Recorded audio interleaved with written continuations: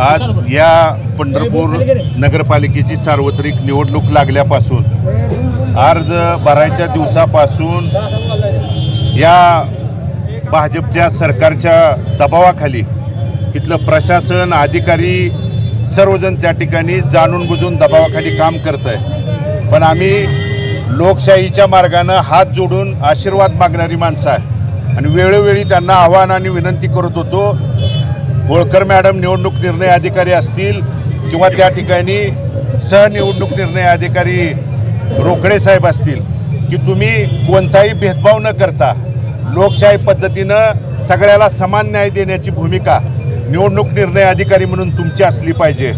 अर्ज स्वीकारताना वेगवेगळ्या त्रुटी आम्हाला दाखवल्या गेल्या, त्यातही आम्ही वेळोवेळी त्या ठिकाणी बदल करून त्यांच्या सूचनेचे पालन केलं।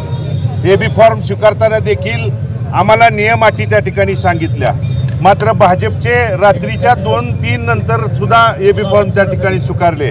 पण आम्ही लोकशाहीला स्वीकारलं, आम्ही कायद्याला स्वीकारलं।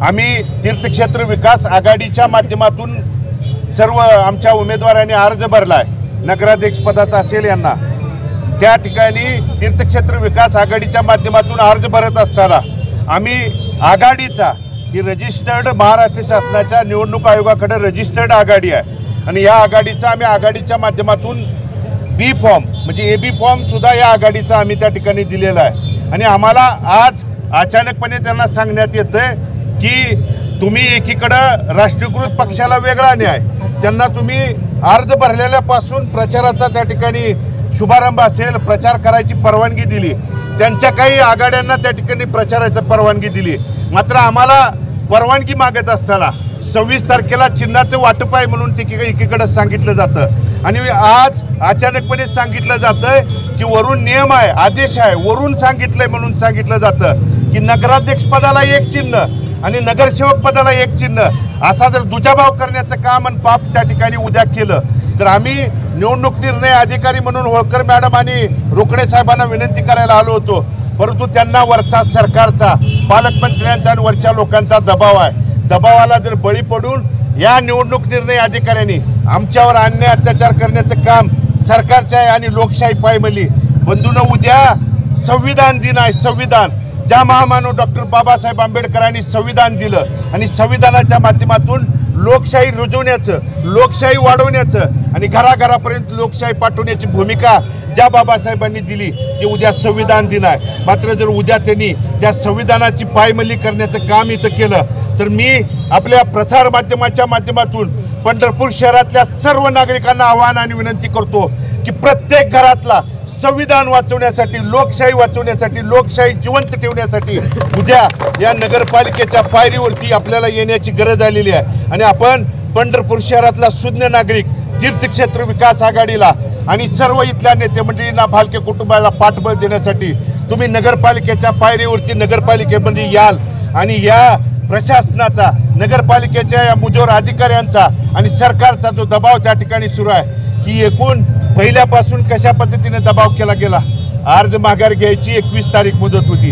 आज देश स्वातंत्र्य झाल्यापासून ज्या निवडणुका झाल्या त्या निवडणुकामध्ये अर्ज माघारी घेतल्यानंतर दुसऱ्या दिवशी चिन्हाचं वाटप त्या ठिकाणी केलं जात होतं, मात्र राष्ट्रीयकृत पक्षाला त्यांच्या आघाडीला सगळ्या परवानग्या त्या ठिकाणी दिल्या जातात, मात्र आम्हाला कायदा, कानून, अटी, नियम सांगितले जातात। 26 तारीख सांगितली, आम्ही तुमच्या लोकशाहीनं तुमच्या त्या ठिकाणी नियमाचं अंमलबजावणी करणारे कार्यकर्ते आहेत, पण आज नगराध्यक्ष पदाला वेगळं चिन्ह आणि नगरसेवक पदाला वेगळं चिन्ह द्यायचा घाट या प्रशासनानं, या निवडणूक निर्णय अधिकाऱ्यांनी त्या ठिकाणी घातलेला आहे। आणि मग तो तसा घाट जर घालायचाच होता तर आमच्या तीर्थक्षेत्र विकास आघाडीचा जो आम्ही एबी फॉर्म जोडलाय आणि एबी फॉर्म असताना देखील त्यांचं म्हणणं आहे की तुम्हाला अपक्षाच्या यादीत गणलं जाणार आहे। मग आम्हाला अपक्षाच्या यादीत जर तुम्ही गणणार होता तर आमचे एबी फॉर्म त्या दिवशी तुम्ही स्वीकारलं का?